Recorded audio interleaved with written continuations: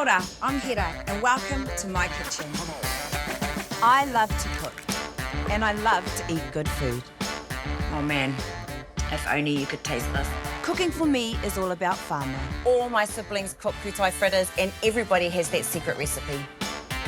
But as a mum, when life gets crazy busy, all I want is delicious kai that's simple and easy to make. I'm about to demystify and uncomplicate cooking, recreating restaurant-quality dishes right from my kitchen. I'm all about Hera's hard and fast recipes. The prep is nice and easy, and just like that, the girls would never know that I only took 5 minutes to put this together. Because simple doesn't have to mean boring. Yum. In each episode, I'll be cooking up 4 of my favourite dishes for you to try at home. I'm using real food, ingredients you can find at any supermarket. Even in pack and save in Kaitaia. Or kai that has been foraged or caught from the land and sea. I'll share with you my tips and tricks Cheers. to take the stress out of cooking. This is Easy Eats.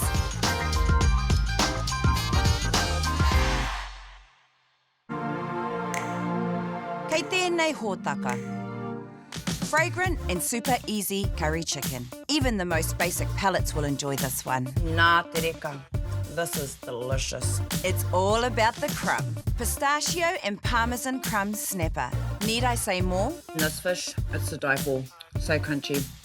He pūrini e noho tatana ki te ngākau Māori. Ka hore I ko atu I tēnei. Done it again, Mum. The best bread and butter pudding recipe. Hei haka kōpani ake. He hāmana, he hua whenua, kua haka awenga I te hapani. Te reka hoki. Kia ora. Today I'm going to be making curry chicken. This is an all-time whānau favourite. It's something that we make at least once a week. It is quick, it is easy, it is a one-pot wonder. And it's a great way to introduce your palate and your whānau to spices.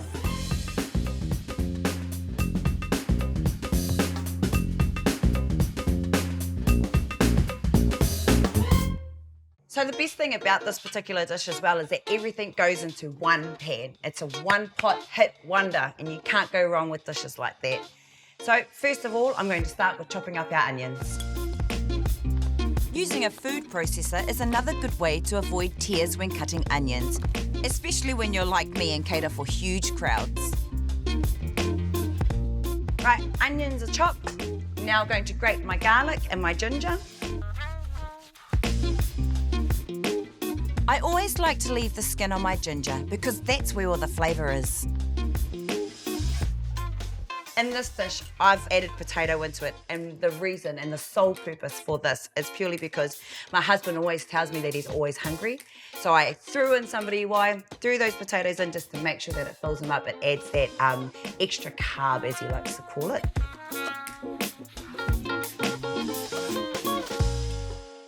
So now that I've finished cutting the iwai, we're going to move on to the next step, which is cooking up our spices and getting those flavours going.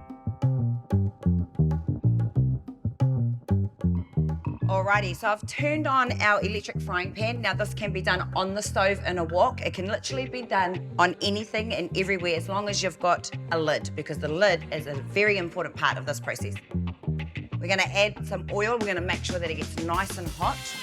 When you put those onions in, you want to hear them sizzle. We've got to get all those spices going. This kitchen is just going to smell amazing in about 2 minutes. Sizzle. That's a sizzle. Some of my memories of my mum making curries when I was younger was she always used a wooden spoon. And the thing with curry and wooden spoons, it always stains it. But that's not really the memory. My memory is that wooden spoon was the one that used to give me smacks. That's how I remember the curry wooden spoon. Everybody has a curry wooden spoon in their home. Okay. All right, so we're gonna go in with some spices. In this particular dish, go crazy. Add whatever you have in your cupboard. These are just a few spices that I use, but they're not a must. Tuatahi ake. Hakaurua te garam masala. Turmeric. Also into that, I'm going to add some smoked paprika. I've got some mustard seeds, just to add a bit of pop. Now, this baby is what adds that beautiful hotness. Chili flakes. To that, I'm gonna add some sugar. And the reason why I'm adding sugar, it's that good old saying, you know, sweet, salty, all of that sort of stuff. This just helps to bring out more flavours. Give that a bit of a stir. Now, it is important to burn off your spices. And what that means is it's basically cooking them through. Because what this does is that it allows them to release their flavours and it just brings out everything. It's honestly, if that camera was a sniff cam, you'd be smelling something great right now. All right, gonna chuck in my liwai and just half of them. And the reason why I'm doing that is that I really, really, really want the flavour to go through. Okay, and I'm gonna go in with the chicken. Now, most importantly for your chicken whānau, you have to make sure that your chicken is cooked completely through. Chicken thighs are the best cut of meat for any curry. It has that fat factor, adds more flavour and more juice, and we just want to brown it off. We don't want to cook it right through right now, because when I start boiling everything together, that's when it will complete the process. We just want to brown it off. You can see that the chicken has really absorbed all those spices already, and that's just going to be magical. So while that meat's browning off, I'm going to add some more liwai or the remaining potatoes. I'm going to add some bay leaves. So I'm going to add some chicken stock powder. And what this does is that it just adds more punch, more kick to the chicken that's already in there. All right, this is looking good. I've got some chopped cherry tomatoes, some tomato paste. Next, add 2 dessert spoons of chicken stock with water. Salt and pepper. All right, now the last ingredient to go in, canned tomatoes. So now that everything's done, it's really important during this process that the hei is cooked all the way through. And it's gonna take anywhere roughly between 15 to 20 minutes. So now the lid goes on and we just sit and wait.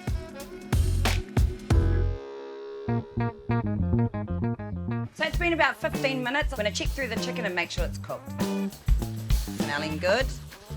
Now, one way that I check my chicken is the double spoon method. 2 spoons, not only good for parties, but good to check chicken. I just split my chicken open just a little bit. You can tell that it's ready. As it's cooked all the way through and the juices are running clear. Ānei e te iwi, the easiest curry chicken to feed your whānau. Serve it with rice to make it go a little further and to balance out the flavours. Oh, nā te reka. This is delicious. The rice is lovely and fluffy. Those liwai have cooked through perfectly. And that chicken is beautiful and moist. E whaiake nei, it's my favourite fish, snapper, with a recipe for the most delicious crumb.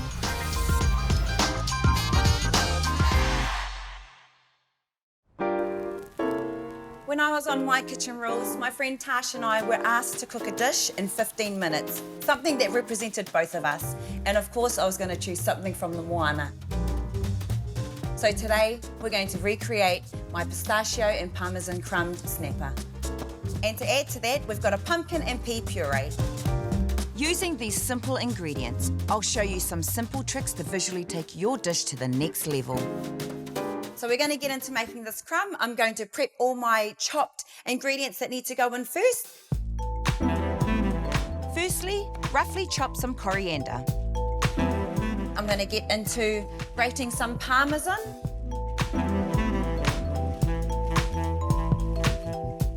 Going to bring over our panko crumbs. Now, I absolutely love panko crumbs. You can get them anywhere. And if you don't have panko crumbs, just use breadcrumbs. Does the same, I just prefer panko. So into our pestle and mortar, what we're going to add first and foremost is our pistachios. These are salted pistachio nuts. Add some panko crumbs. And to this, we're gonna add some parmesan, some salt and pepper,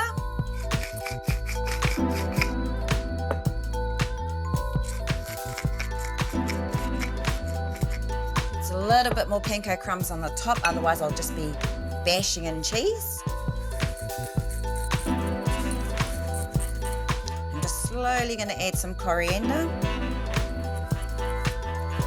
So we're just gonna move all of this to the side and start prepping our fish. So I'm going to add 1 egg, because we're going to dip our fish into that before it goes into the crumb. Always use a fork, just to get it going. Fabulous. And into this bowl, we're going to add our crumb.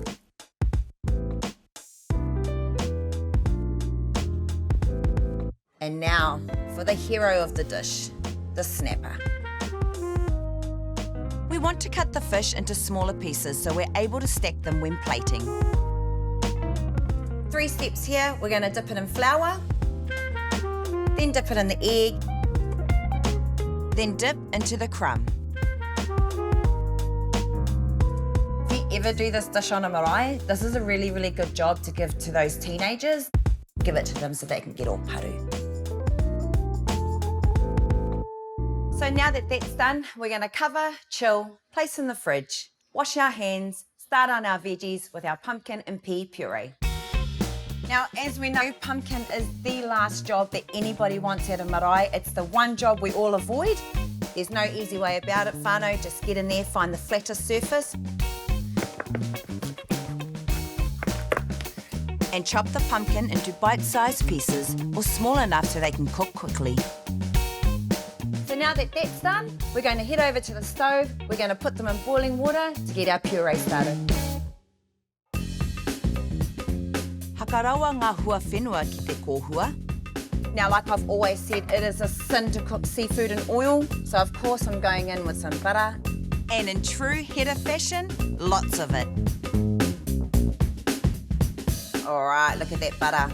I'm going to let that dollop of butter slowly melt down while I'm going to add my fish. The fish should only take around 1 to 2 minutes each side. Once it's white halfway, then you flip it because it's cooked that far. So I'm going to get ready to flip some of this fish. Yeah, it is beautiful.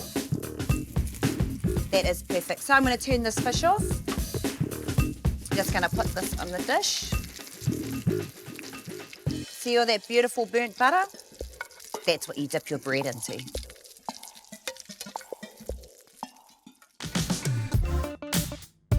Once the veggies are cooked, strain the water, add a small amount of cream, and then puree.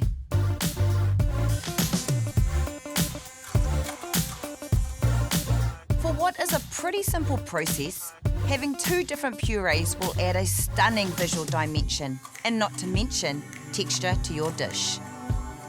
And now for my favourite part, we're going to plate it up and then eat it up. We're going to start with our puree. Make sure you don't overcook your peas as you want the colour to remain as vibrant as possible when you plate. And now for the hero of the dish, our beautifully cooked fish.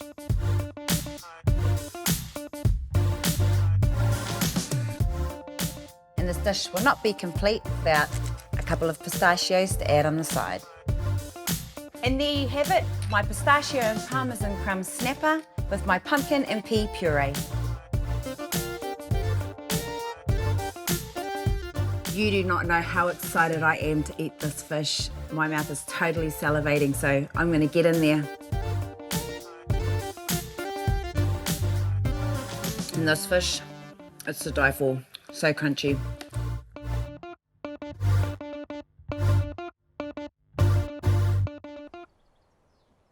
If you were to ask me what my favourite all-time pudding is, it would be bread and butter pudding. I grew up on this. Mum made this dessert for me. It is simple, it is basic, but damn it is good. It is my favourite, bread and butter pudding. A tried and true recipe passed down through the generations. 2 words, simply delicious. So the best thing about bread and butter pudding is using any flour that you have in the cupboard. The way that Mum does it, it's really simple, really basic.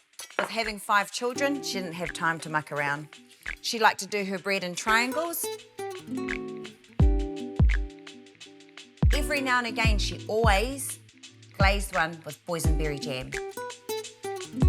All right, we've got some leftover ciabatta bread that's been in the cupboard. There are different varieties of bread and butter pudding. Some people add sultanas, raisin, fruit, chocolate, but I like it the simple way. Croissants. This is going to add more buttery flavour throughout this dish.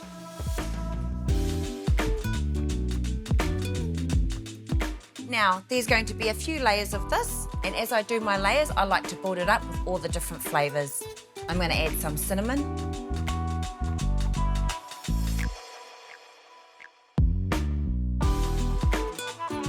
More cinnamon. Some more sugar. A little bit of boysenberry jam. So a bread and butter pudding wouldn't be a bread and butter pudding without some butter. Don't be shy with your butter. There are different ways of doing bread and butter pudding. Some people like to butter their bread with the butter first and then the jam, but Mum's always done it on the top. She has this belief that when the butter melts, it will start to seep through the rest of the ingredients. And for me, good old saying, Mum knows best. The secret to a beautiful fluffy bread and butter pudding is by adding boiling water, not too much so that it's soaked, but just enough that it's going to allow the bread to rise and become nice and fluffy. And our final stages, we're going to whisk together our eggs.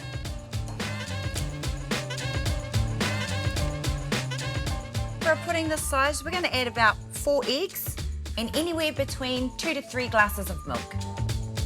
Add sugar.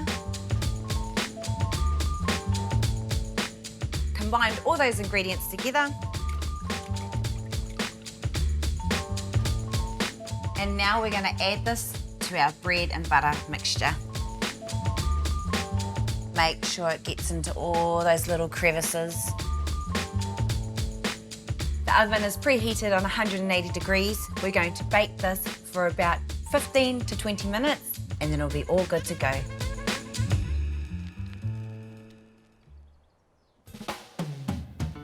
It's fresh out of the oven.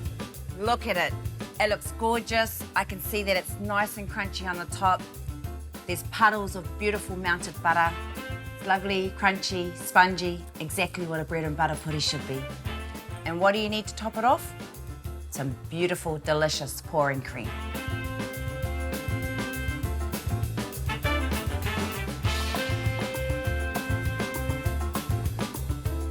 And I did think of plating me up a small bowl, but it looks too good. Let's get into this. The crunch on the top, I can see it's lovely, fluffy, soft, but that custard has gone through absolutely perfectly.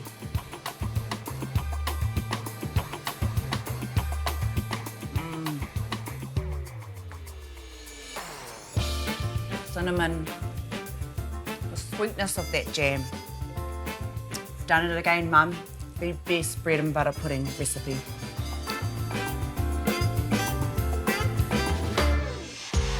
E whaiake nei, teriyaki salmon and tempura veggies. Yum!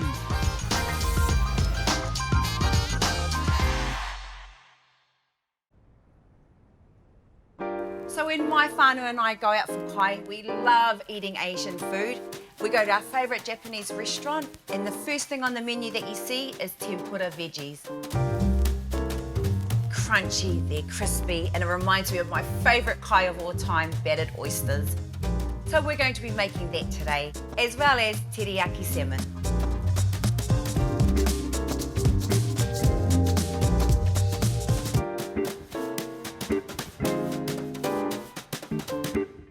So we're going to start by chopping our veggies. There's no particular method to it, it's just as thin as possible. The reason for this is so that when you tempura, they cook through and they cook fast. If you don't eat meat or protein, this is a perfect vegan or vegetarian dish. It's a dish that will suit anybody. Moving to our riwai.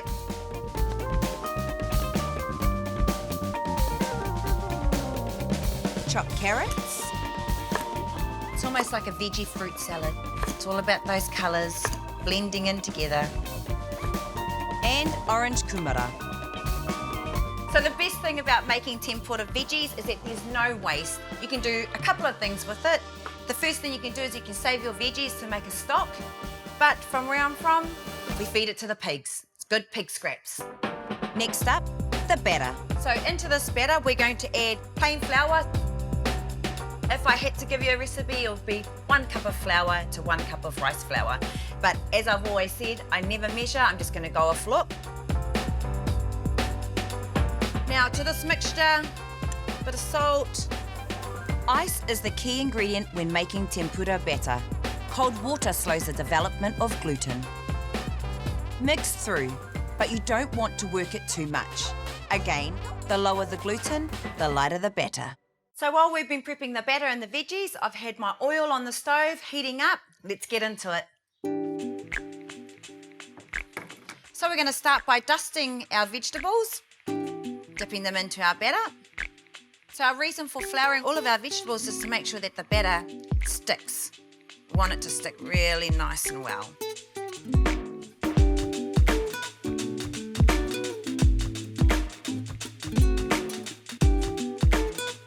Should take about a minute on each side. You should be ready to go after that. Now you're always going to get these little crunchies and they're always good just to add at the end. These are looking perfect, so we're just going to remove them from the oil, put them on our drying tray, just to get that extra crunch. Aren't they just gorgeous? Inaia nei, me tahuri atu ki te hāmana, ki tētahi hōpane wera, maringitia te hinu. We want it to be nice and hot because we want to hear a sizzle. Anytime you cook fish, you want to hear the sizzle when it goes down. Oh, listen to that.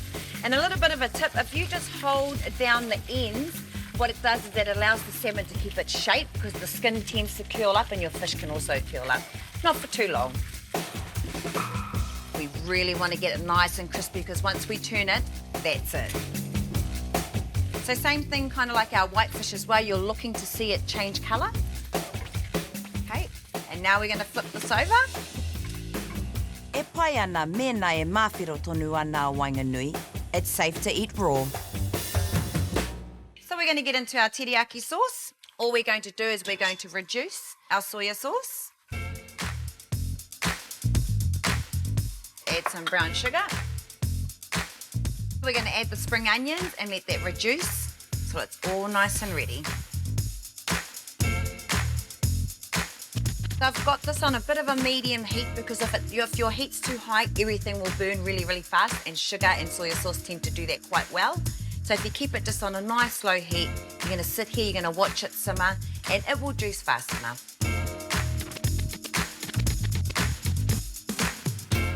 Well, that looks ready, it looks good. Let's go and plate up. Finally, we're ready to dish up this amazing kai. I feel like I've absolutely transported myself to my favourite restaurant, so I'm getting hungry, the puku is rumbling. Let's get plating.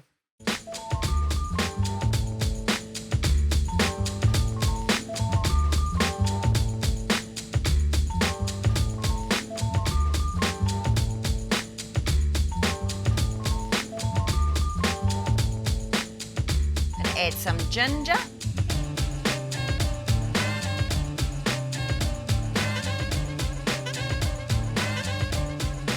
Black sesame.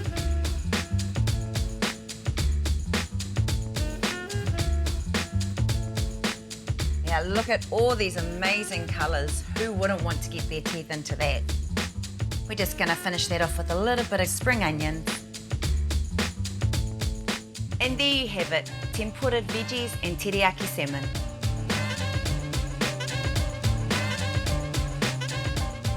Who needs a restaurant when you can make this beautiful kai at home?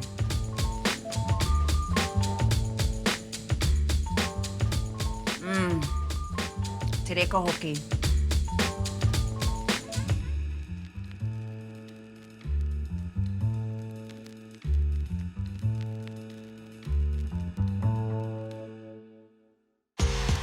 Join me again for more quick and easy recipes for your whānau to enjoy.